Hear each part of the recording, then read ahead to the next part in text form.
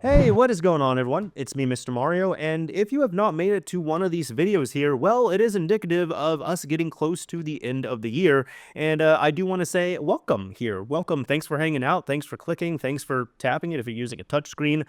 Thanks for tuning in. If this is a return video for you, like you've seen the other ones here, well, hopefully this is something you've been looking forward to, because this is actually something in my online and my offline life I actually get asked about this video right here. So if some people are wondering, okay, this seems like a random video, it's not even really getting viewed all that much, what's up here? Not only this video takes about 12 months of work, right? No, I'm only half joking when I say that here. Because this here is not all of them, but this is a stack of the physical games that I have finished in this year, 2024. And it is a rule that I impose on myself, which is essentially I try and finish at least one game every month. Now, I do want to give a little bit of an origin story with that. You see, back in 2016, if you haven't tuned into this before, in 2016, it was after I had graduated college, and I was working my first professional job. Now, I've always enjoyed video games, and there's been times where I would, not play them, or I'd be playing a lot of games. But I've always liked being able to finish games, and I got inspired by this from the Weapon Wheel podcast, which is created and hosted by Broken Games HD, or I think he's known as Broken Games HDR now. I haven't watched him in several years, or like the podcast, and it's nothing against him or the podcast. It's just I just don't watch it anymore. But at the end of the year, him and the rest of the members would compete and see who ended up finishing the most amount of games for that year. And it would be funny because at the end of the year, like the years that I tuned in, there'd be people who would like December 31st, they were still trying to cheese a few more games. So they were like trying to pick up like, easy to play, easy to finish games, and games that you could finish within like 45 minutes, within 2 hours. And they were still trying to like, on like the last day, beat like 4 or 5 more games just to pad up their score, and then they reveal it all at the end here. Although that was cool, I kind of took that idea, and when it was in 2016, after a few months, I kind of like looked at my list of games because I said like, I'm actually gonna like track which games I beat this year, and then I noticed I was beating at least one game a month, and I said, I'm not trying to do like what Weapon Wheel is doing, but I kind of want to do a little self-imposed challenge on myself, and something that still keeps me grounded to sticking to video games. Because honestly, if I did this, I don't think I would play as many video games. Which, I mean, you see the stack is kind of dwindling a little bit for a couple reasons. One, this year, my offline life was pretty dang busy. There was a lot of stuff that was going on, so it actually kind of kept me away from a lot of video games. If I had the time for video games, I didn't have the energy for video games. The second thing as well, too, is that there's going to be kind of a trend that we're seeing like now and in the future, and it affects me as well too. I love physical titles, man. I love picking them up. I love collecting them. I love physically getting games. But there's a lot of games that just aren't coming out physically anymore, and a lot of those games are games that I do still want to play, even if it's a digital only game. I'll try to hold off for a physical release, but there's a lot of these games I don't want to deprive myself of just because of it being a digital only title. So I still play digital, but unfortunately, it's not something that I could physically show you all and pick up with my hands.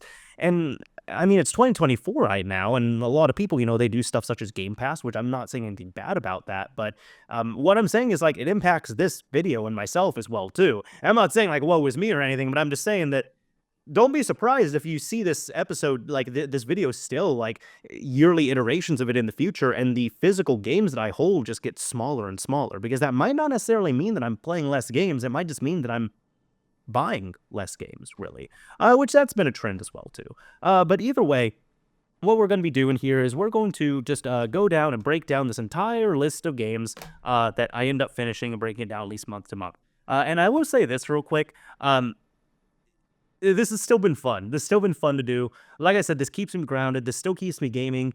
And even though there's going to be like two camps of people, right? Because there's people that are just like, one game a month. I mean, that's easy, man. Like, yeah, that's not really that impressive. And then there's other people that they're just like, wow, you finished at least one game a month? I finished like two this entire year.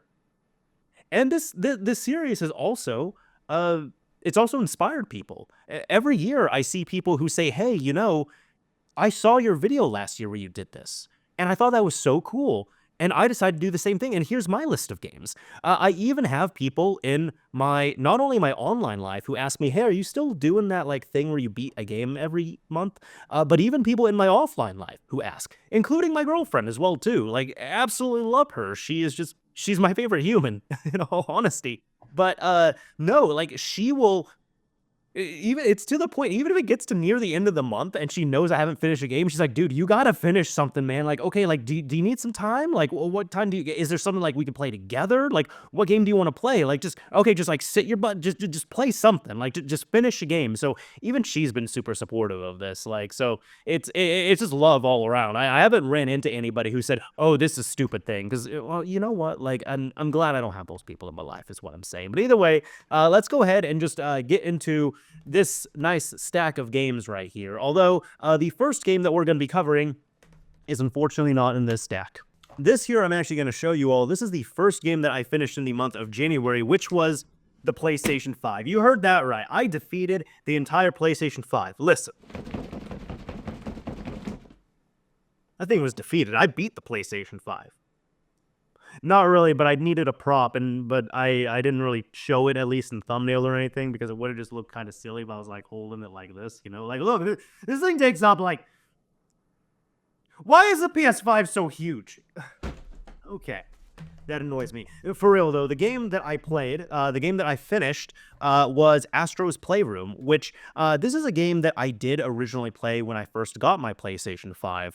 That was back in 2021, but the thing is, my girlfriend had seen it before. She thought it was cool. She thought it was funny. She thought it was interesting, but she had never, like, seen it from start to finish. And there are games we play together, and you all, like, if you have, like, you know, a partner, significant other, whatever it might be, you all might have the thing where even if you don't play co-op, maybe like you play and they watch, or like, you know, they kind of make decisions, or even vice versa. And it's fun, and I love doing that. So that's what we did. When I say like we played it together, yes, it's a single player game, but like she sat next to me the entire time. She was watching, she was commenting, things like that. So we played through this game together, and we had so much fun with it.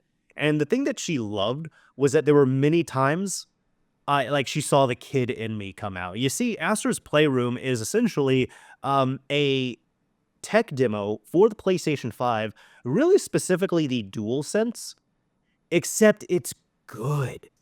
It's not even good. It's excellent. Like, it's a wonderful game.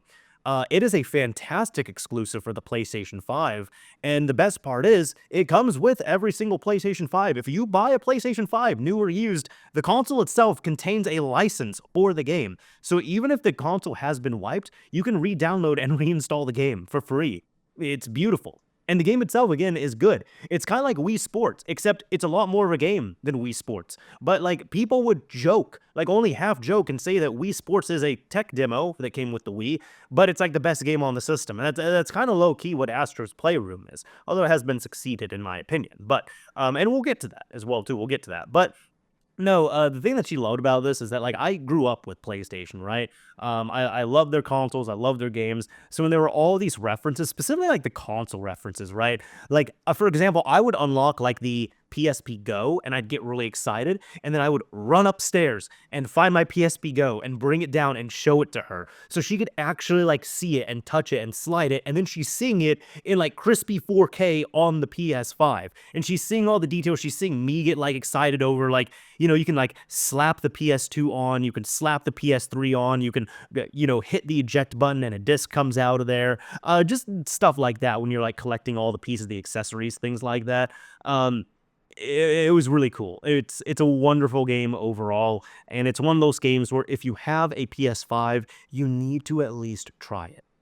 But even if you do finish it, it's fantastic. Even I'll say, you know, it's been a few years, right? So I am going to spoil this here. But the final boss, we were screaming when this came up, right? Because it is a T-Rex, right? Excuse me, if there's gonna be like some coughs or some cuts and all that, I'm just gonna say I am recovering from a flu. Not fun, do not recommend them. Shout out to my girlfriend, who very much helped me out with it when I was incapacitated with this dang sickness here. But getting back to it though, so there was like a tech demo showing the PlayStation 1, PS1, not the 5, the 1. When it was announced, there was a tech demo that was essentially showing like a giant 3D T-Rex that was like walking in space or something, right? That T-Rex was the final boss, except it goes into like PS5 level graphics. And it was so epic playing through that and like knowing the history and the lineage there. It was a wonderful time overall. So, yeah, Astro's Playroom, that was the first game I finished in January. What we're gonna do here again, I have my, in case I haven't mentioned this, I have my phone right here, so I'm just gonna be going through the list that I have that shows all the games that I finished, and I'm gonna be discussing them here. The second game was on the Switch. And again, this was a digital-only title here. This here was a Golf Club Wasteland. Now, I had talked about this in a episode of Mario's Minute, and this was also a wonderful game. I think it was a game that I paid like, I don't know, $3-4 for, something like that. And it was actually a video I saw Metal Jesus Rocks ended up covering in a pickups video. And it looked really interesting. And he actually, of course, he picked up like a physical version of it. It was either him or Reggie. One of the two picked up a physical version of it. And it seemed really cool, really interesting, and I almost picked up a physical one, but then I saw it was like $4 on the eShop on sale, and I'm like, well, do I want to pay like 30, 40, 50 bucks, or do I want to pay 4? So, of course, I ended up paying 4. I downloaded it digitally, and this game was so cool. Essentially, you are, from what I remember, you are a astronaut, and this is in the future, but you come back to Earth, and you are playing your final round of golf on Earth. Except you're going all throughout Earth, and this is like a dangerous, like post-apocalyptic, like poisonous version of Earth, right? But as you're going through it, there's radio stations that are playing every single place you go to. I mean, you're going to big cities in the US, you're going to Brazil, you're going to Russia. And it's cool because also, like, my girlfriend's visited, like, many of these countries as well, too. So she's like, oh, wait, that's like this country. That sounds like this country. This sounds like from here.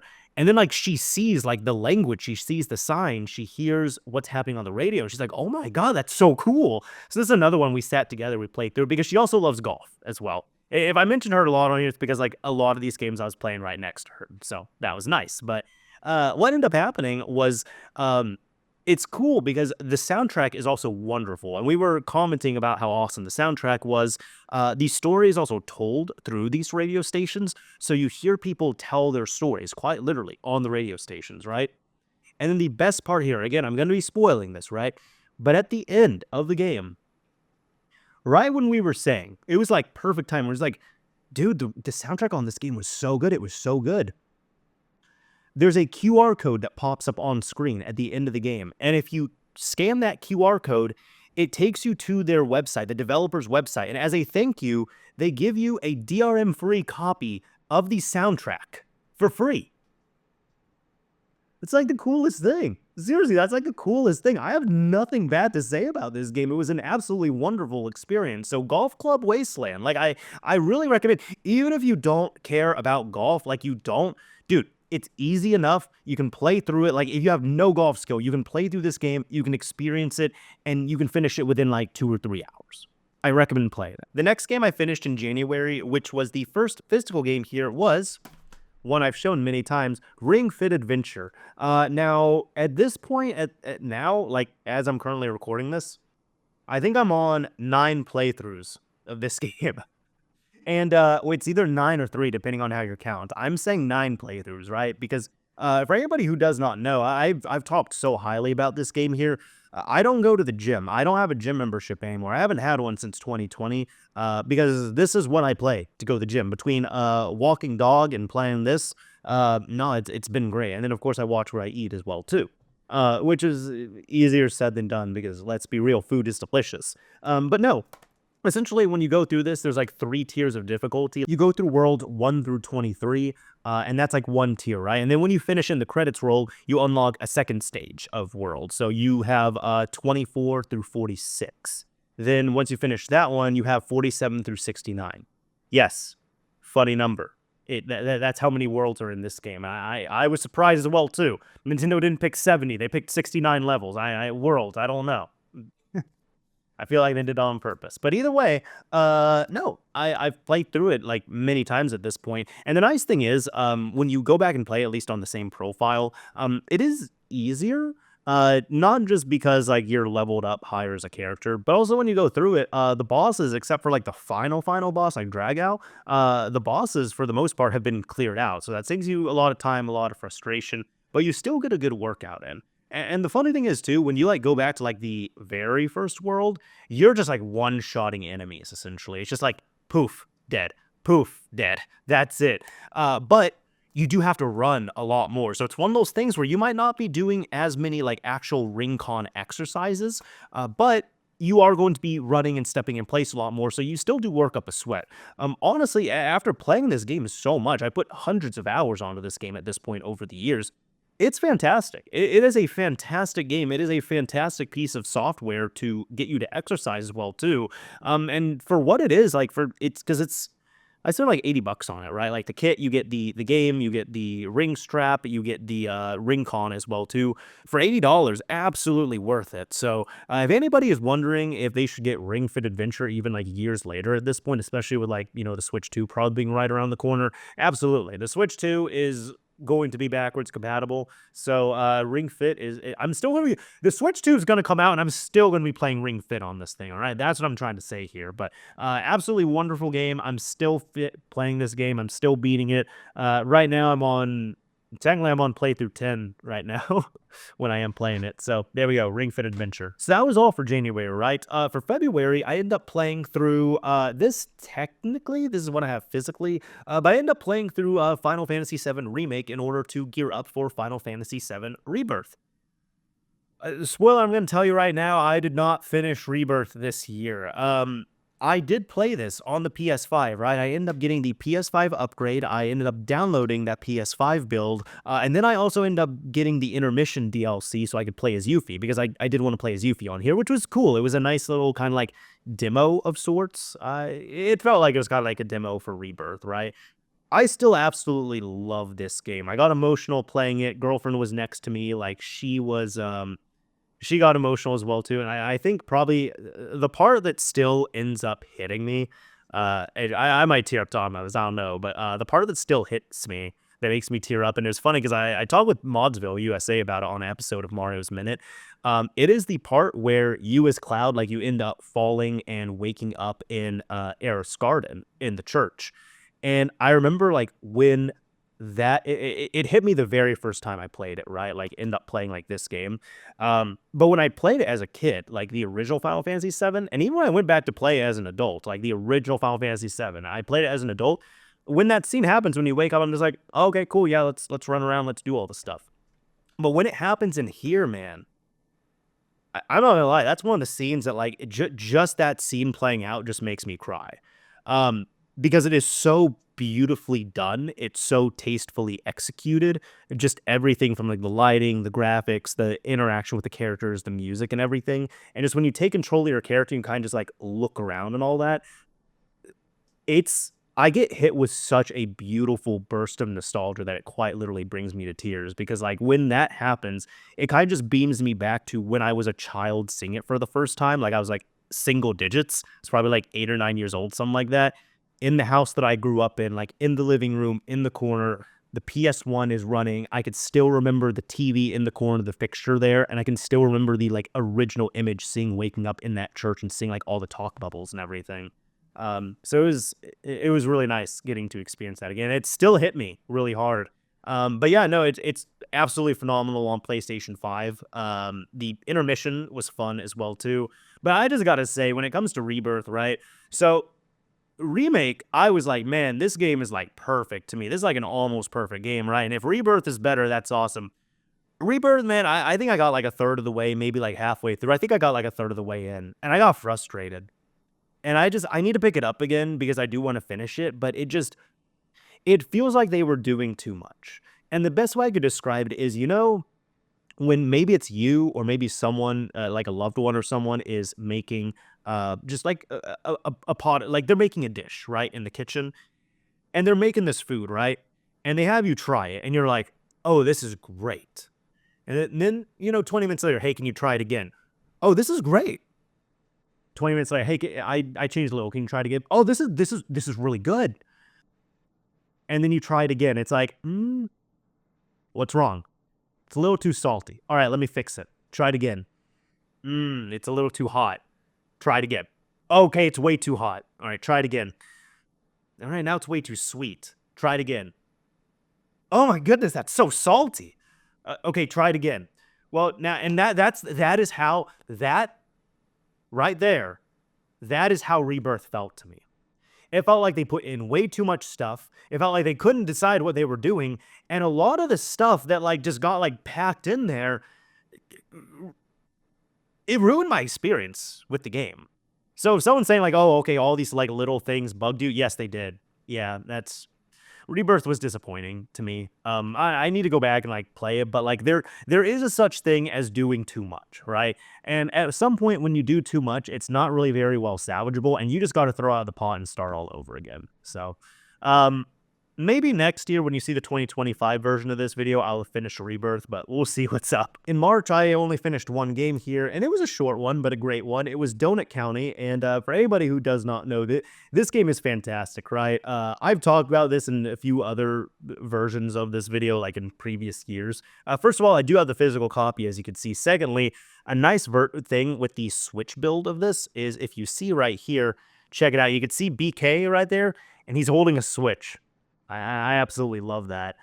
Third, as well too, this game is absolutely great. I have no complaints about it. For anybody who you've never heard of this, you haven't played this game, you don't know about it, you are technically you're this guy. You're playing as BK, who's a raccoon, and I think this is Mira. I want to say that's her name, and she works for this place called Donut County, which has an app available, which you as like your customers can go onto the app and order donuts delivered right to their house, which sounds like a great thing, right? Except the donuts are quite literal holes in the ground and kind of similar to Katamari Damacy, where you have to rebuild a star and you go and you're collecting as much junk as possible to get like grow this Katamari ball and then shoot it into the sky and create a new star. That's essentially what you're doing with the donuts here, right? It grows bigger and bigger the more stuff you put into it. So it'll get to a point at first you're picking up like rocks and snails and all that, and then you're putting entire like skyscrapers and houses and vehicles and just you're putting everything in there, right? And I won't spoil much else aside from that, but no, every single time I play through this game, it's a treat. My girlfriend and I played through this together. Absolutely phenomenal game. We laughed, we cried, we had a lot of fun playing this game. So Donut County, definitely recommend it here. This here is a game that I've played many times. I absolutely love it. It was my game of the year for the year it came out. But this time around in April, and this was the only game I finished in April, I played through the Untitled Geese game. For anybody who's wondering, wait, do you mean the Untitled Goose Game? No, I'm talking about the Untitled Geese Game right here. Yes, I know it says Untitled Goose Game, but the nice thing is, for anyone who does not know, actually, I just realized, yeah, this one needs an update here. I did pick up a physical copy of it, of course, but right here you can see at the back, it is a single-player game, but in one of the last updates that were released for this, they actually end up putting in a local two-player version, so my girlfriend and I end up playing through this together. She has seen me play this game. She gets annoyed with it, but she loves it at the same time. But we got to play this together, and I will say, with the rubber band, it's actually, in my opinion, it's more difficult in co-op. Because there's times where it's like you have to sneak into places and stuff, and in single player, it's easier to do, because it is technically a stealth game. But when you do it in co-op, there's this like whole rubber banding thing as well, too. So especially in some of the later levels, if like one of your characters, one of your geese is being forced off screen, you could be this other geese, like you're set up, you're safe, you're all good to go, but you're physically being pulled as well too. So it makes it difficult. There's a few times like she was screaming, like not at like me, but she's like screaming and yelling at the game because she's getting pulled somewhere and then I'm getting pulled somewhere as well too. And I called this Untitled Geese Game not to be cute, but because when you boot it up in two-player mode, seriously, if you have this, download the latest patch and try it out in two-player mode. Not only it's fun, but it quite literally turns Untitled Goose Game into Untitled Geese Game. Like that is the name of it when you go in and play it. So that's a cute little detail. It's funny, it's great. This game is still fantastic. I absolutely still love this game. So you're probably going to see it on the list again because it's one of those games. It's quick. It's fun. I absolutely love it. So you'll probably see it again next year. This game I had chipped away at a little bit, and this was the only one I finished here in May. But this here is Saints Row 4 Reelected. And I do want to give a shout out to one of my best friends. I'm going to drop his name in here as well too. Tyler, this is for you, buddy, right? So, Tyler and I, we have a weekly game night. Now, he is one of my oldest and best friends I've had for a while, and it's myself and some other friends that we get together and we play games every week on a like designated night. Most of the time I'm there, most of the time he's there, but there's sometimes I skip, sometimes he skips, sometimes we all have to skip, and you know it happens. But most of the time we do end up making it happen. So we play games on the Switch, we play games on the Steam Deck as well. I guess on PC, you could technically say that because it is a PC. And we also play on, what is it? Well, we're going to be playing on 360 at one point here because I got Link set up on my system. He got Link set up on his. So we're going to have some fun with that. But either way here, this is one of those games when we typically designate a game, like we try and find designated game where if it's only him and I, we try and look for a online 2-player co-op game that we could play together. So we had played through Saints Row 3rd, and then we played Saints Row 4 Reelected. That was obviously the next thing that we were going to do, and it was great. And I wanted to shout out Tyler on here, not only because I love him and he's one of my best friends, but when we finished the game, as the credits were rolling, he was like, "Oh, hey, is this one of those games that counts towards a thing like that thing you do like at the end of the year? You know, like where you like you still try to beat like a game every month? Does this count? Does this count as one of those games?" And I said, "Yes, this is the game I beat for the month." And he was like, "Yes, that's awesome." So he was really excited that he got to be a part of this video. So, hey man, if you want to be a part of this video and this challenge, you're now part of this video. The next game here is a digital only title. So I don't have a physical copy to hold here. And this is one of those games where, and this will happen at times too. And this is something that I've admitted before where there are some months where I'm struggling to sit down and finish a game. So I have to kind of just fire up a game that is quick, that I could finish, that I could get to the end credits on. And this, unfortunately, was one of those months. And we're going to have a few months here just as, like, life was getting busy and such for me. But again, I still try to make time for the challenge here. This one here ended up being Paratopic, which is it's a first-person game on Switch. It's a survival horror-esque type game. You could beat it within an hour. And it's one of those games that kind of looks like a Corrupted or like a PS1 style game, right? It's ugly, it's dark, it's creepy, it's mysterious as well too. There's not too much I want to share about this in particular, just because if I give too many details, then I'm kind of essentially giving away parts of the story there. But it's certainly an interesting game. It's actually something like this, one of those games that my girlfriend watched as well too, and she was kind of like, "Oh, that's it's creepy, it's unsettling, it's interesting." But she appreciated the experience as well too. It was kind of like one of those like artful type games, I guess you can say. So it's one thing I've played before, and it's like I try and do like different paths on it and say different things on there because I don't really know if there's a good ending on the game. In all honesty, I haven't looked it up. I actually probably should. You know what? I think that's a thing. I think next year this game will probably be on the list again because I'm probably going to go through and see if I could like actually complete the game, like as in like unlock all the achievements on the game just to like see what I'm missing on the game essentially, you know, because one of those games you can take different paths and twists and turns and all that stuff. And I'd like to see more of it as opposed to just having it as a game that I finished. So Paratopic, that was the one that I finished in June on Switch. So now we're halfway done through the year, right? And the next game here, this is kind of a series of games where like I just kind of had to finish something quickly.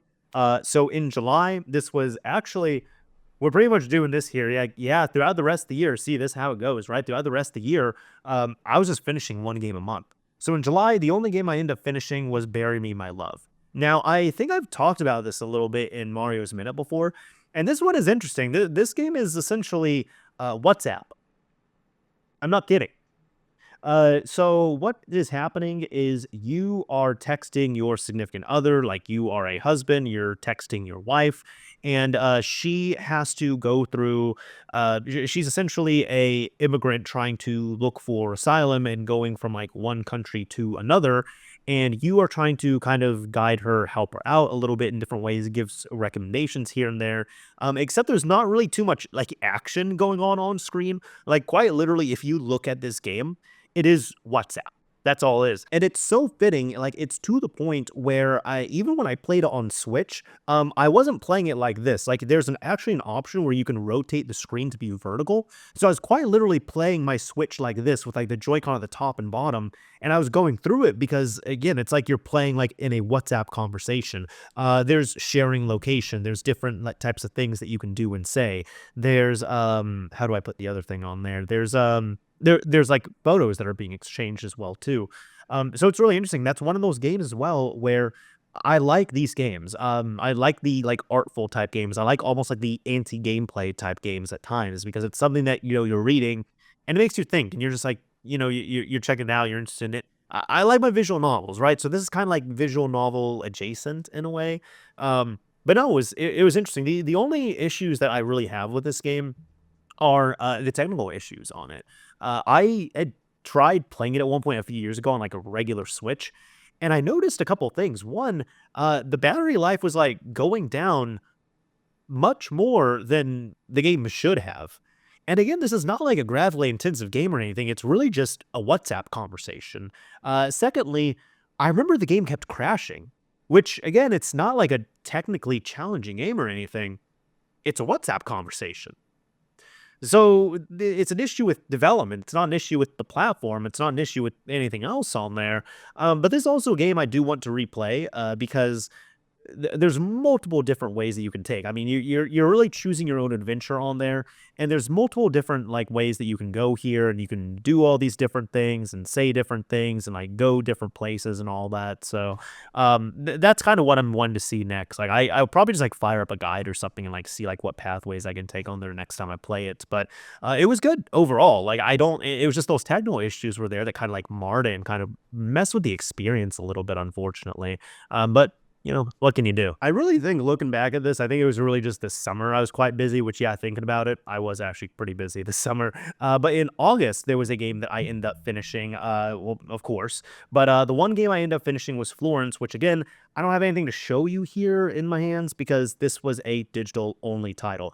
This is another game, kind of an artful type game that I ended up finishing on the Switch. I bought it several years ago on sale on the eShop, and I've actually always wanted to play it, but I finally got to play it now, and it was really interesting. If you can pick it up for like a few dollars or something, I recommend picking it up. I recommend playing through it, and it's essentially you're playing as this woman named Florence who she falls in love with a guy, and it's a really interesting way of looking at a love story, right?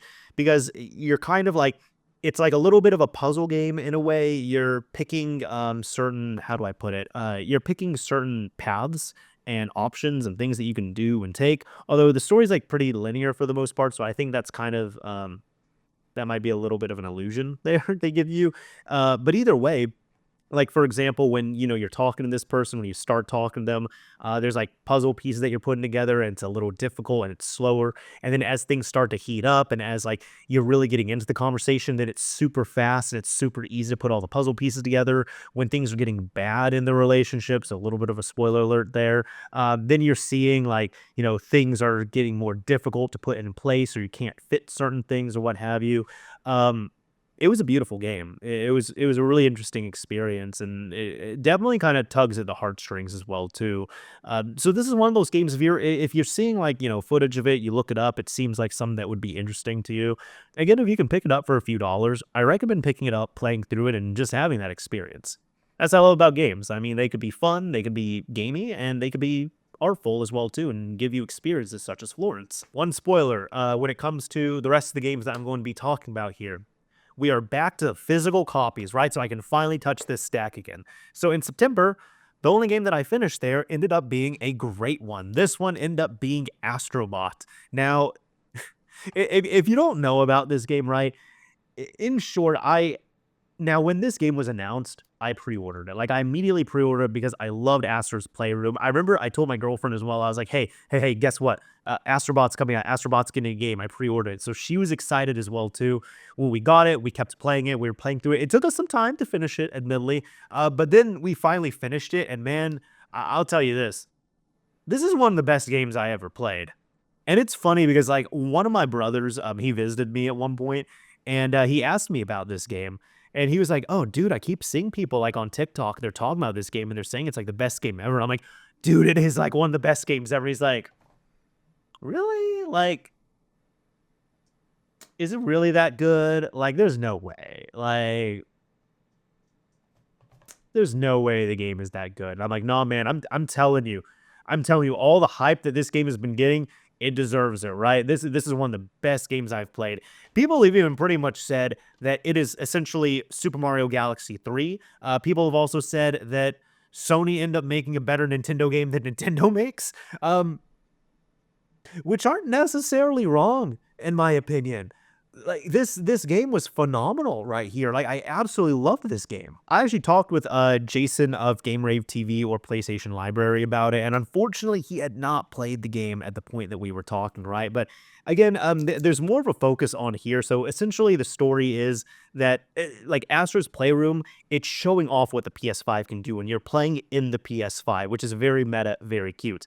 In Astrobot, you're flying through space in the PS5, and then this evil, disgusting alien ends up busting up the PS5, stealing the CPU, so you have to get the CPU back, and the entire game is about rebuilding the PS5. But it's beautiful because not only it has a lot of references to like your favorite PlayStation series, but there was even like just like little games that you would never expect in there that are getting references. I mean, you got your Resident Evil 2, you got your Crash Bandicoot, you got your Spyro, you got your like Lara Croft, Tomb Raider. You got those games, right? Because you gotta have to on there.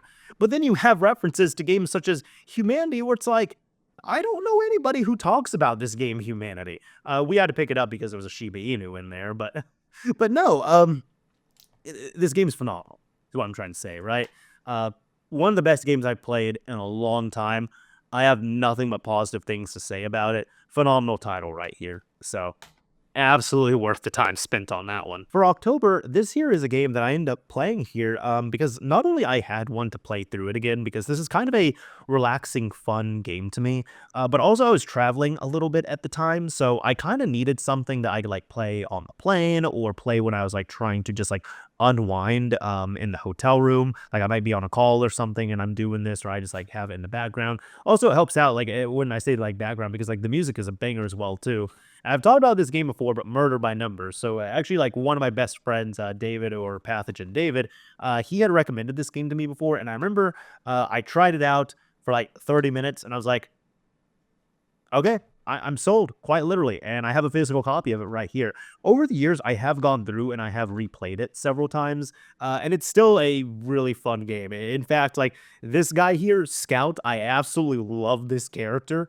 Wonderful character overall to the point where he's been my little icon, like just a kind of like a like disappointed, like aloof version of him is my icon on Discord. So it's even to the point where like every once in a while people are just like, "What is that? Like, what is that robot thing? Like, what's that robot thing that you have?" And I tell them it's Scout. And even in the game, he says, "I am Scout." So no, it's a bit of a puzzle type game, like a brain teaser puzzle game. Combined with a visual novel, combined with like a murder mystery type thing as well. It's a very unique game overall. I love the art style. I love the story on it. I love the characters. I really love everything about this game, which is why I go back and I do replay it. So Murder by Numbers, this was my game for October. So we're almost at the end of the year here. So in November, this game I end up getting last year, and I will say this, right? Last year was a busy year for me, and there was a lot that was like going on to the point where I was just like really drained at times to like consume anything new. So I was actually looking forward to this game, right? And shout out to like Slot One Gamer or Liam's. I think his name's Liam's Electronics Lab. But Slot One Gamer is really how I knew him originally on here, or just Liam, right? Because I remember last year when I did my Game of the Year video, he thought that it was going to be this game. And I got to say, man, it wasn't because I only played about 5 minutes of it. But I did fix that this year, but it can't count for Game of the Year this year, unfortunately. Coffee Talk 2. Now, I absolutely love the first Coffee Talk game, right? It's one of the most cozy, chill games I've played. It's essentially a visual novel where you are the owner and operator of this future type Seattle coffee shop. Actually, it's more like modern day, I guess you can say, because it takes place in 2023, technically. but you're in a alternate universe, Seattle, essentially, where not only there's humans there, but there's all types of mythical creatures that have their own types of, rules, skill sets, laws, baggage, infighting, things like that. It's a really interesting take on Seattle, like a kind of a like a fictionalized version of it. Plus, I love Seattle. I love the art style as well too. And the first one was just incredibly cozy. And the reason for it being called Coffee Talk is because of one, you're talking to people over coffee, but also the main thing is you are the owner and operator of a coffee shop called Coffee Talk, which is only open at night. It's pretty much one of those places where it opens at like 9 or 10 p.m. and it closes at 6 a.m. And so you get some really interesting characters in there, literally and figuratively. Again, I loved the first one. I was really looking forward to the second one here. I pre-ordered a physical copy when it was announced, when it was coming out. Unfortunately, just last year I didn't have the energy to play through this here. But this time around I did. I did actually sit my butt down. I played through the game and it was great. I really enjoyed it. I will say though, it's a lot of like the same thing. I mean, there's different additions in there. There's new characters. There's new story arcs. There's references to the old game. Um, there's also, how do I put it? There's a few new game mechanics in there. Like for example, I mean, there's a whole like tea arc now. So you're not just making coffee; you can also make tea. I know it sounds silly, right? But you could do that. There's also items that you can like collect, and then you give those items to certain characters, but you don't have to give them to those characters. And some of them you kind of need to know which ones to give. So it can be a little bit of a confusing thing at times as well too. There's a lot of different paths you can take, a lot of different, endings and things that you can do and relationships that you can have with the characters. Not like romantic ones because you're just the barista right there who's, trying to kind of help out people. And he kind of almost plays like a little bit of like a therapist in a way as well. But there was a couple things. One of them was I played it on Switch, and surprisingly, there was some technical issues on this game. Like quite literally every single time when the coffee menu comes up, there's a little bit of a lag in there. It's like, well, dude, you're just making coffee. That's it. Like especially when the first one was just smooth, but this one had like a few hiccups on there. Thankfully, no crashes, no save issues, none of that stuff, mind you. So passed cert with no issue. Unlike something like Bury Me My Level that was having more technical issues that were game breaking on there, but this one not so much. It's a little bit annoying. The other thing too, this is just more personal for me. I like the first one more. This one was good. I enjoyed it as a sequel. I respected it, but I like the first one more. I like the characters more on that one. I like the interactions more. I like the story on the first one more. And when you're playing through something that's a visual novel, I mean, story is going to be one of the most important things on there. So, Coffee Talk 2. Uh, Good game. I enjoyed it. The final game that I end up finishing here for 2024, and this was in December, and we just finished this game, so girlfriend and I end up playing it, right? This here ended up being Diablo 3 Eternal Collection, and it was this copy right here, this one that we end up playing on Switch. Now, I do want to give a shout out to Devin, or Paranoid Coder, friend of the channel here. He used to be the former co-host of Mod Chat when it was still live, and I do shout him out because he is actually the one who gifted me this exact copy of Diablo 3 as a Christmas present several years ago. It's funny because I think there was, we were asking, like, he asked me, like, a game that, like, he could get for me for Christmas because we were, like, exchanging presents and all that. And I don't remember what it was, but there was another game that I actually wanted. And I remember after I asked for it, I was like, okay, I'm not going to be that friend. I'm not going to try and be annoying or anything, but I kind of wish I got Diablo 3. So I remember when I went over to his place, he was just like, oh, hey, yeah, here you go, Merry Christmas. And I got so excited because I was like, dude, I actually secretly wanted Diablo 3. Like, but I didn't want to like go back and tell you like, no, I want to change my game to this. I didn't want to be annoying, but like you accidentally bought the wrong game, but this is the exact game that I wanted. And he was just like, oh, I don't know. I just know you wanted a game with D, and I remember Diablo, so like I got this one. And so and Devin, man, I still appreciate this. Thank you. This game still gets rotation, man. It's 2024. This game still gets rotation right here. But no, what happened was my girlfriend's been familiar with Diablo. I think she's played a little bit of it before, but we were trying to look for a game that we could actually play together, like not something that I'm just sitting there playing and she's doing co-op on. But the thing is with her as well too, she's kind of having to work out her gamer brain a little bit because she used to play games. She's always enjoyed them at least. But the thing is for her, she never had her own console until she started dating me, and like I was giving her systems and building them out for her and such, and she's been really happy. But it's just the entire time up until this point, I think there was like some games she played on computer here and there, but she was typically always playing like someone else's console, and someone else's game. So she's never really had like a console and games of her own. So she's been, trying to, work out, and it's a lot harder to it can be harder to learn some things that like require like that muscle memory, such as gaming when you're an adult versus like when you're a kid and you're picking it up. So she and I played through this here, and originally it was actually several months ago. Her and I were trying to discuss like a game that we can play together in some way, and I showed her Diablo 3, and then I accidentally played it for about an hour or two. And I was like, "Hey, is this okay? Is this okay?" She's like, "Oh yeah, yeah, no, I'm having fun watching it." But by the end, I asked her like, "Hey, would you be interested in playing this?" And she said, "Yeah, I would." So we finally ended up picking it up, and it's dangerous, right? It's dangerous for anybody who has not played this game. Let me tell you, it's addictive. Now, I'm one of those people. I proudly say this, right? I have never and will never, ever, ever play World of Warcraft. It might be the greatest game in the known universe, but I will never play it because I've seen the negative impacts it's had on so many people throughout my lifetime. And on top of that, I've seen how addictive that game is. But this here is the closest I've ever gotten to video game addiction. Back when the game came out in 2012, every single time I decide to go and play this game, I accidentally end up getting addicted to it, and I pretty much have to force myself to stop playing it. It is one of the easiest ways to make time melt away for you. And in that way, it is also very dangerous. So be careful when you play Diablo 3. And it's funny because I warned my girlfriend about this. We started playing it, and it was like the first or second night, right? Like she's sitting there, she's like, I'll try and demonstrate this, right? It's real quick. This Joy-Con, she kind of has a penchant for making the impossible happen. Like she accidentally like my Switch was like on the side table somewhere, and we were like rushing one morning, and she like kind of like knocked over some stuff and it fell, and this Joy-Con friggin' exploded. So I just had to buy a new rail and like install it on there because the rail ended up getting messed up. But now the little latch to replace it, not the latch but the button on the back, ended up going missing. So while I look for it, I got to use something like a pin to open this up here, right? That's the tangent here. I still love her though, but consistently she makes the impossible happen, which is also why I love her.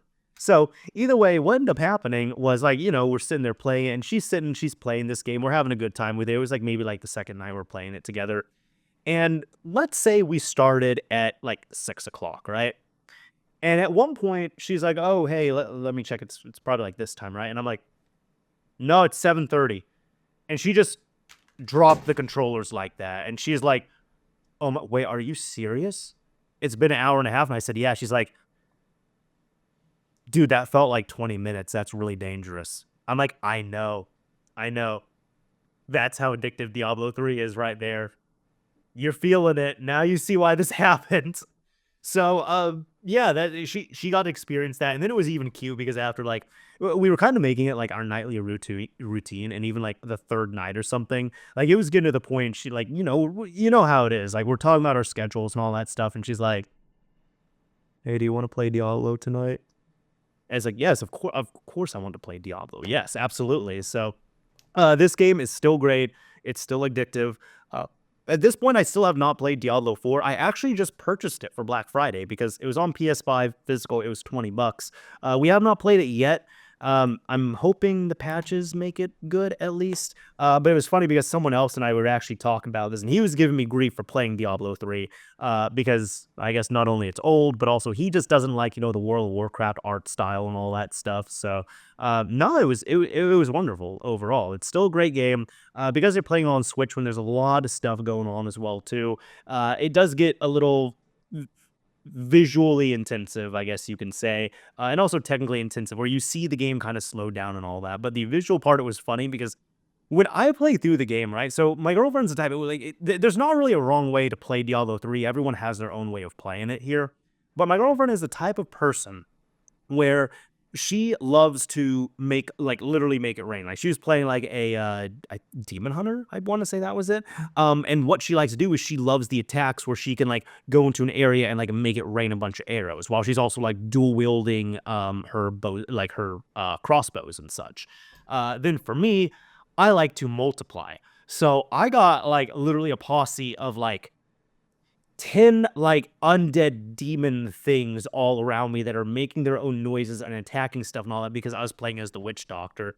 And she kept getting so frustrated because she essentially said that it's like I was bringing an entire zoo with me everywhere I went.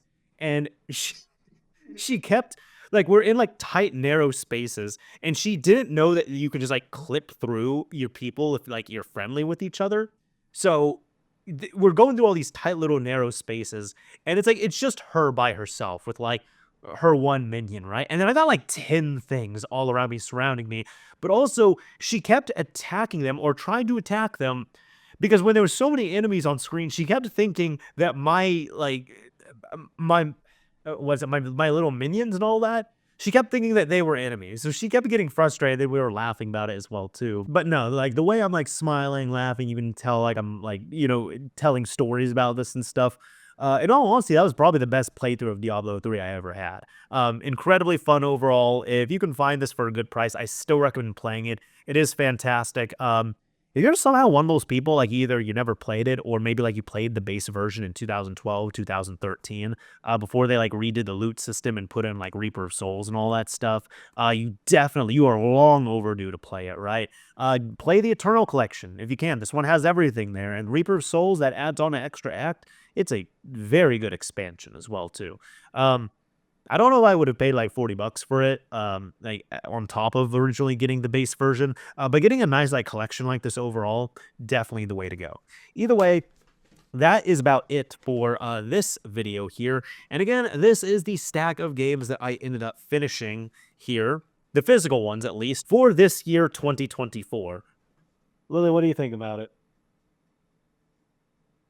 Did you see her? She just like turned her head on that. Unbelievable. Anyways, I was looking over at it. So it looks like right now with the schedule, the way things are sorted, there is going to be an episode of Mario's Minute coming out, and then the last video of the year is going to be my Game of the Year video. So there's probably going to be more people that usually watch that just because it's like a shorter video and all that stuff. But if you are watching this one here, I do thank you for tuning in, watching, hopefully appreciating this video as well. Because like I said, like these videos, this one here technically takes me the most time to do, right? Because this video every single time takes me 12 months to make. But it's also really fun because at the end, I just get to sit in front of the camera and talk with you all about video games and share my love for them, share my hate for them, share what I like, what I dislike, what I recommend, what I don't recommend. And then the best part, I'm not trying to pander to you all, right? But my favorite part is now what you all get to do. Because this here, I like to ask this at the end. If you have a list of games, either if you have to make it for the first time or if you had a list of games already on hand or if you know off the top of your head, please share the games that you finished this year. I'd like to know what games that you finished this year. And on top of that, I'd be interested in knowing like your thoughts on each game. And you can do it however you want to, like share the games in just a list or share, what challenges you might have put yourself through, share your opinions on the game if you want to. But that's the fun part, right? At the end of this, I get to ask you all, do a little bit of a call to action because I do legitimately want to know like what you all commenting are playing here. And again, it's not a pandering thing. Like, dude, I've just done this for years at this point here. This video here doesn't really get that many views. It is not a successful video by any metric, stretch the imagination or what have you. But it is so fun to make, and it's a nice way to connect and communicate with you all as well too. Either way, that is about it for this video here. If you enjoyed it, a like would absolutely be appreciated. If you didn't like it, a dislike is fine as well too. But as I always say, this is Mr. Mario, signing off. Thank you all for listening and watching, everyone. And I guess until next year, with this one, at least. I'll see you all next December is what I'm trying to say, if you're tuning back into this video.